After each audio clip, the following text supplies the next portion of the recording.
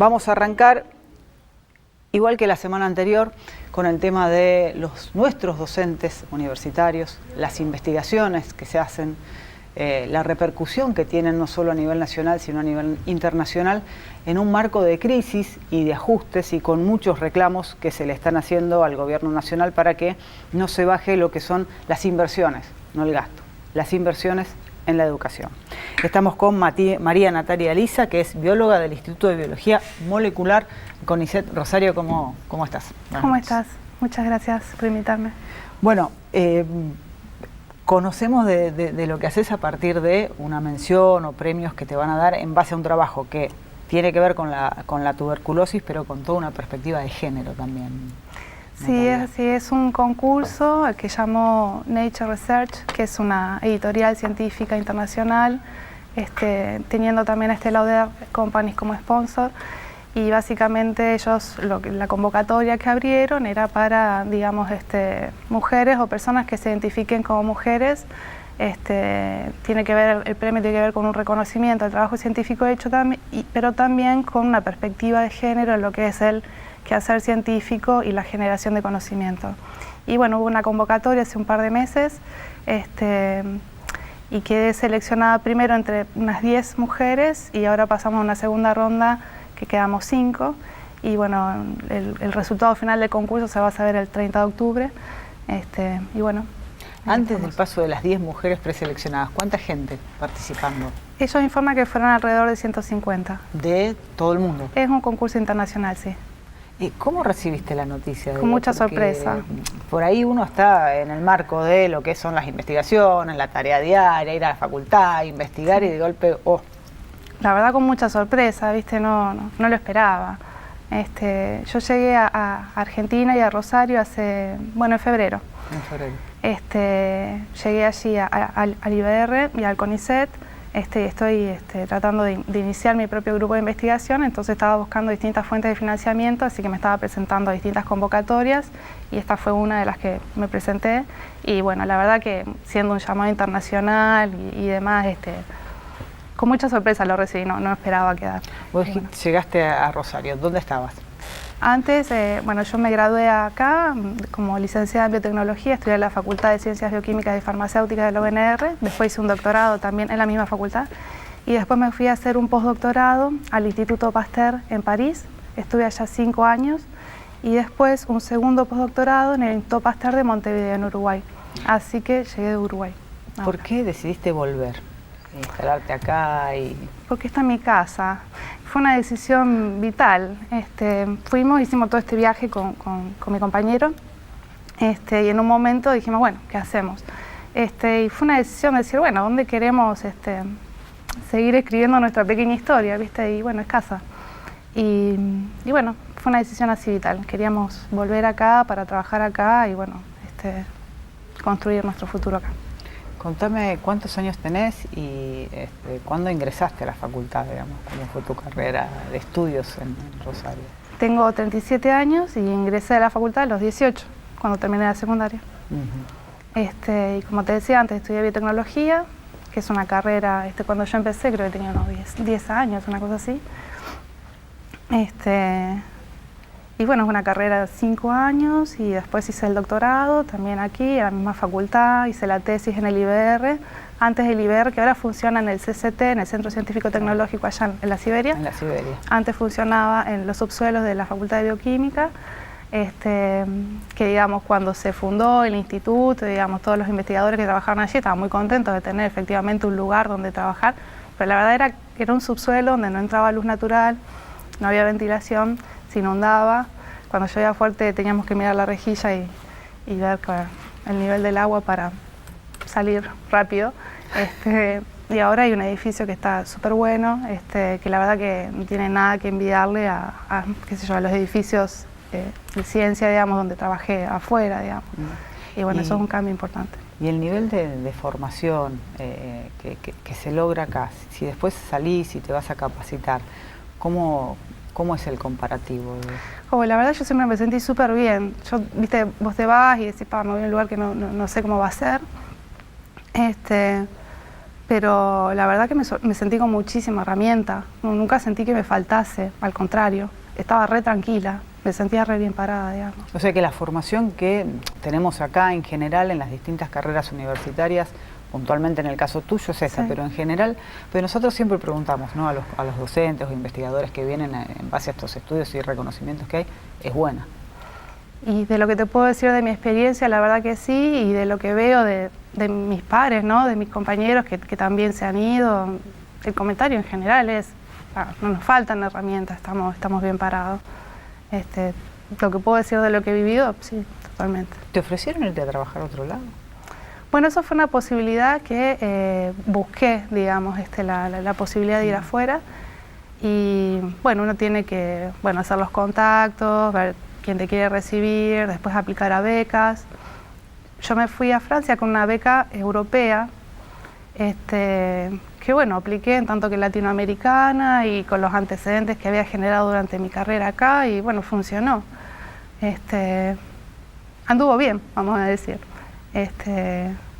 Y bueno, después estando allá mismo, digamos, pues al principio me fui con una beca de 2 años y me terminé quedando casi 5 años, digamos, fui aplicando a otras becas francesas, y bueno, y finalmente terminaron siendo 5 años y después estuvo esta posibilidad en Uruguay, también una beca de la agencia uruguaya que está muy buena, y después bueno, fue allí que ya decidí ver qué posibilidades tenía de volver acá, y bueno, ingresé a CONICET como investigadora adjunta en la última oleada de diciembre del año pasado. Justo. Antes de los recortes. Justo. Yo te pregunto esto porque digo, es una puesta en valor, ¿no? Y cuando se hablan de ajustes, de achiques y cuánto el conocimiento y la ciencia y las perspectivas en el resto del mundo tienen un valor y hay una inversión de los países en lo que son los avances científicos, las investigaciones y los estados además subvencionan y pagan, digo, acá hay otra situación hoy y este tipo de casos como el tuyo vuelve a poner en valor. Cuidado, esto tenemos. Bueno, si sirve para tratar de visibilizar, digamos, el valor de nuestras universidades y nuestros centros científicos, digamos, me pone muy feliz, digamos, que eso se pueda conocer. Y sí, la verdad es que uno ve que los países desarrollados, yo me peleé un poco con ese concepto así, pero bueno, digámoslo así, tienen muy claro que para hacer avanzar sus sociedades hay que invertir en ciencia y tecnología. Por ahí al público general tal vez no le resulta tan evidente ver cómo la generación de conocimiento tiene un impacto social y tal vez eso es parte de una deuda que el sector científico puede ser que tenga, digamos, en términos de que tal vez no hemos sido suficientemente buenos al explicar qué hacemos y por qué y de qué manera eso tiene un impacto social, pero la verdad es que más allá del descubrimiento puntual, hay un montón de ruedas que se ponen a girar cuando se hace ciencia. Y por otro lado, la soberanía que implica no solamente ser capaz de dar respuestas, sino de generar tus propias preguntas. Las preguntas que vos podés generar en tu contexto local, por ahí no tienen nada que ver con las que se hacen en otros lados del mundo. Y eso tiene que ver con las soluciones que vos vas a poder generar para tu entorno y para posicionarte vos de una manera soberana en el mundo. ¿Por qué no lo entendemos acá eso? Bueno, tal vez son razones históricas, ¿no? Qué sé yo, hay cuestiones muy contradictorias, por ejemplo, y son cuestiones delicadas. Esta editorial, que bueno, en este momento abrió este concurso y demás, son editoriales del norte, ¿sí? Y nosotros publicamos en inglés mayormente. Así que la gran mayoría de los científicos somos bilingües y pensamos un poco en inglés y un poco en castellano. Y vamos en general a responder preguntas que se plantean desde esos lugares. ¿Qué lugar tienen, por ejemplo, una pregunta, qué lugar tienen en estas editoriales preguntas locales? Por ejemplo, no es la misma las chances que vos tenés de publicar si haces un trabajo en cáncer en esta revista que si haces un trabajo en Chagas. Es muy valioso, digamos, tener acceso a poder publicar, digamos, en revistas internacionales, porque eso quiere decir que lo que vos haces se va a leer en un montón de lados del mundo. Pero que, por otro lado, por ejemplo, CONICET también nos evalúa por publicar allí. También es cierto que no tenemos revistas indexadas en castellano, que digamos, a los que hacemos investigación nos den un puntito en el currículo. digo, pero son de las grandes contradicciones. Y por otro lado, a ver, acceder también a poder bajarte la información que se publican en estas editoriales es costoso. Uno paga para publicar y después necesita una suscripción para poder bajarse la información. ¿Cuánto tenés que pagar y cuánto es después la suscripción? Bueno, depende de cada revista, pero la cuestión es que en verdad uno paga dos veces, porque claro, uno paga para publicar y a mí me ha pasado de que, por ejemplo, yo trabajaba en un equipo y bueno, el PI, se dice, el investigador principal de ese equipo, paga en el momento de publicar. Y por ejemplo, si vos, normalmente, qué sé yo, nuestros papers tienen 4 o 5 figuras, ponele, y alguna en color. El color se paga caro. Eso se publica y después por ahí yo estaba en otro lado, no estaba, y me quería bajar mi propia publicación, y si no tengo la suscripción, no la puedo bajar. Entonces, bueno, ahora surge todo el tema de lo que se llama Open Access y acceso abierto a la información, que justamente para que el conocimiento pueda ser de acceso fácil a las comunidades en todos lados del mundo, justamente qué mecanismos se pueden poner a funcionar para que esta industria, que también son empresas, necesitan obtener ganancias, pero bueno, nosotros también necesitamos poder acceder más fácilmente al conocimiento. Contame puntualmente la investigación sobre la tuberculosis y después te pregunto cómo encaja ahí toda esta visión y perspectiva de género. Dale. Bueno, en verdad yo soy bióloga estructural y me dedico utilizo una técnica, eso fue lo que fui a aprender afuera, que se llama cristalografía de proteínas por difracción de rayos X. Bueno, un nombre complicado, pero básicamente desde la biología estructural y en esta era molecular, lo que tratamos de entender es la arquitectura tridimensional de las moléculas que nos componen. Uno de nuestros componentes son las proteínas, que a nivel de las células hacen cantidad de funciones. Y bueno, yo estoy utilizando esta técnica, he utilizado esta técnica para estudiar mecanismos que tiene la bacteria de la tuberculosis para interpretar el entorno en que se encuentra y en función de eso acomodar su vida celular. Se llama respuesta adaptativa. Digamos, son mecanismos que tenemos todas las especies vivas para entender el entorno y reaccionar de una manera que nos permita sobrevivir y adaptarnos al entorno en el que estamos. Entonces, la idea detrás de todo esto es que si uno entiende esos mecanismos que son esenciales para la vida de la bacteria, a partir de ello uno podría diseñar drogas que serían antibióticos nuevos o vacunas que sean más efectivas contra la enfermedad. A ver si yo tengo bien el dato. ¿Tuberculosis es una enfermedad que causa 2 millones de muertes anuales? Sí, en promedio en el mundo, sí. Esas son estimaciones de la Organización Mundial de la Salud y sí. ¿De gente que sabe que tiene la enfermedad? ¿Hay gente que tiene tuberculosis y lo ignora? Bueno, según estimaciones de la Organización Mundial de la Salud, en promedio en el mundo 1 de cada 3 personas tiene tuberculosis latente. Porque digamos, es una bacteria que ha evolucionado con nosotros, está dentro nuestro, se aloja en los pulmones y nosotros nos la contagiamos por las gotitas de saliva cuando hablamos o tosemos. Entonces puede ser que la bacteria se aloje allí y permanezca latente, o sea, silenciosa, durante toda la vida de la persona y que no pase nada. Pero en casos de inmunosupresión, como es el caso de los pacientes de HIV, es el caso más común, o si no en las poblaciones carcelarias o en contextos de la pobreza o a veces también cuando las personas se las inmunosuprimen para hacerle trasplantes, es como que la bacteria puede encontrar un nicho más favorable para crecer y expresarse y allí la persona expresa la enfermedad. Perdón, de este descubrimiento, estas investigaciones que han hecho ustedes, a empezar a pensar ya en un antibiótico en concreto, ¿cuáles son los tiempos o los plazos? Son larguísimos, son larguísimos. Y es un gran tema, digamos. Y de hecho, digamos, toda la investigación que nosotros hacemos, que está en general, uno podría enmarcar dentro de la ciencia básica, que es entender cómo funciona esto, para después pensar racionalmente, o hay otros tipos de abordajes también menos racionales, digamos, decir, bueno, vamos a tirarle cosas a la bacteria para ver qué logra inhibir su crecimiento, digamos, forman parte de proyectos en general enormes. Por ejemplo, yo participaba, el laboratorio donde yo estaba formaba parte de un consorcio internacional, como unos 20 países, donde se invertían, creo que fueron 10 millones de euros, para descubrir drogas contra tuberculosis. Esto fue mientras estaba en Francia.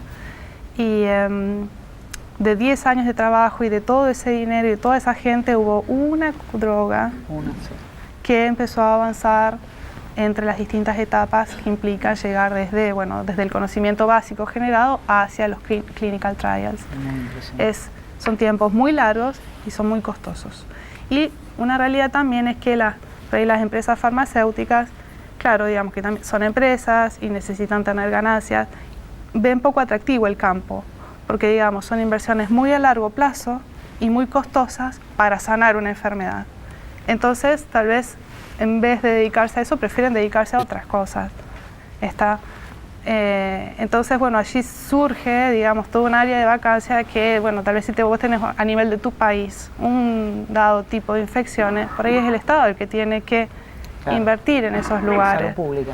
Exactamente, porque también hay que ponerse al lado de la farmacéutica si querés y pensar, bueno, pero para eso están las políticas de Estado, ¿no? Claro, ¿me entendés? Claro. Que no se puede dejar librado, sobre todo un tema como la salud, al mercado, básicamente. Exactamente. ¿Cómo entra en todo esto la perspectiva de género y cómo la pensás vos? Bueno, es un tema. Bueno, yo al tema de la perspectiva de género la veo como algo transversal a todas las áreas del quehacer humano. Y bueno, en el campo de la ciencia más bien lo puedo ver en dos ejes, digamos.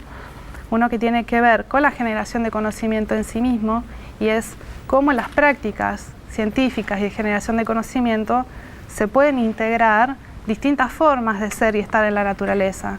No solamente tiene que ver, le llamamos, bueno, le podemos decir una perspectiva feminista, pero también puede ser una perspectiva decolonial, que es algo que empezamos a trabajar con un colega de la facultad. Justamente, digamos, lo que te decía, es muy poderosa la capacidad de poder hacer las propias preguntas. Y en cada lugar hay distintas formas de pensar que tienen también que ver con distintas maneras de hablar. Y cómo podemos ingresar eso en la práctica científica y en el diálogo de la ciencia con otras áreas sociales. No sé si me explico más o menos. Y de hecho, esto no es algo tan nuevo tampoco. De hecho, cuando uno entra, por ejemplo, en la página de la FAO, vamos a decir, se habla mucho allí de empoderar a las comunidades y a las mujeres para que justamente desde allí surjan las posibles soluciones. O sea, básicamente, imagínate, vos vas a un sector y decís, bueno, te encontrás una problemática y que sean estas personas que te digan, nosotros queremos tal cosa y que vos trabajes allí adentro. Porque no puedo, es como una perspectiva diferente en el sentido de decir, no puedo yo desde mi laboratorio, sin conocer por ahí el nicho donde hay problemas a solucionar, decir, bueno, la solución, porque tal vez incluso introducís un nuevo problema. Entonces es otra manera de pensar, digamos, las posibles innovaciones, que para que sean tales y den lugar a un desarrollo sustentable, uno piensa que tienen que ser socialmente aceptables. Y después, digamos, concretamente las instituciones, justamente qué tipo de prácticas o de esquemas se pueden poner a funcionar que tengan que ver, digamos, que desafíen los esquemas tradicionales y que desde relaciones de poder en el quehacer mismo. Claro. Es como en cualquier lugar de trabajo, la ciencia es un trabajo y funciona en unos dados esquemas allí. Y bueno, ¿qué podemos hacer para que sean más equitativos, más igualitarios, que las relaciones sean agradables y que nos mantengan también contentos y así vamos a poder ser más productivos también? Es una cuestión cultural también, ¿no? Sí. El debate del género, igualdad, equidad, sí, que en algunos lugares está más marcado que en otros, digamos, sí, ¿no? Dependiendo de las culturas. Sí. Y falta mucho. Sí, totalmente. Sí, se han hecho, obviamente se han hecho muchísimos avances, pero falta. Y la ciencia, por ahí se piensa, ay, porque no, es igual, digamos. Es lo mismo. Es lo mismo, es totalmente lo mismo, se reproducen las mismas cosas. ¿Es más costoso para la mujer? Poder avanzar en la... Bueno, uno puede ir directamente a ver, es interesante entrar en las páginas web de los institutos o de los organismos y entras a fijarte cuántas son las personas que trabajan allí, cuántos son hombres, cuántas son mujeres y en qué posición están las mujeres. No hay que ir demasiado lejos. En general, y esto está en la página de CONICET, somos mitad y mitad. Pero lo que es las posiciones de poder o de toma de decisiones siguen estando mayormente... como en casi todas las empresas de este país. Sí. Sí, y bueno, y digamos, hay estudios, se sabe que este tipo de organización es totalmente subóptima. Incluso si vos lo querés ver desde un lugar del rendimiento, de las estructuras, no favorecen a prácticas saludables ni sostenibles. Entonces, bueno, desde varios puntos de vista es interesante e importante poder cambiar esas estructuras.